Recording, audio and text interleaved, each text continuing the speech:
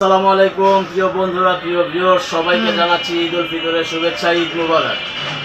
আসন্ন আগামীকালকের এই ঈদ উল ফিতর উপলক্ষে আপনাদের সবাইকে জানাই মুবারকবাদ। আমাদের রাষ্ট্রনায়ক, দেশ নেতা, আমাদের প্রধানমন্ত্রী জননেতা জনাব তারেক রহমানের পক্ষ থেকে, বাংলাদেশ জাতীয়তাবাদী দলের পক্ষ থেকে এবং আমাদের ঢাকা মহানগর দক্ষিণ কৃষক দল এবং লালবাগ থানা কৃষক দলের পক্ষ থেকে আপনাদের সবাইকে জানাচ্ছি ঈদের শুভেচ্ছা। সবাই খুব সুন্দরভাবে আনন্দে উদ্দীপনার মধ্য দিয়ে ঈদ উদযাপন করেন এবং যারা ঢাকার বাইরে যাচ্ছেন, নিজের গ্রামে নারীর টানে নিজের গ্রামে যাচ্ছেন, আপনাদের সকলের জন্য একটা সচেতনমূলক কথা হচ্ছে এই যে তাড়াহুড়ো করে যাওয়ার চাইতে আস্তে ধীরে প্রয়োজনে একদিন পরে যান, কিন্তু নিজের জীবনের কোনো রিস্ক আপনারা নেবেন না। সবাইকে ধন্যবাদ। এবং আমাদের একটি বিশেষ কথা হচ্ছে সেটা যে আমাদের পুরান ঢাকার আমদিগোলা শাহী মসজিদে আমাদের পবিত্র ঈদ উল ফিতরের দুইটি জামাত অনুষ্ঠিত হবে।